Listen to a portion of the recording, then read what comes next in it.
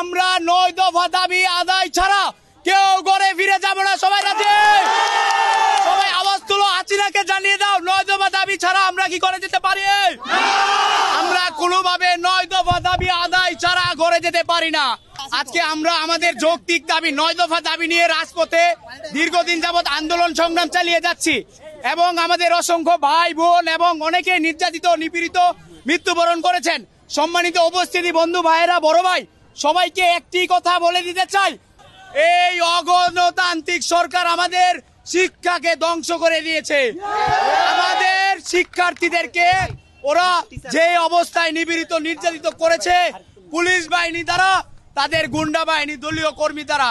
তো আজকে আমরা অনেক কষ্টের পরে আজকে অনেক আন্দোলন সংগ্রাম করে এই পর্যায়ে এসেছি। ইনশাল্লাহ আমাদের দাবি আদায় ছাড়া আমরা ঘরে যাব না।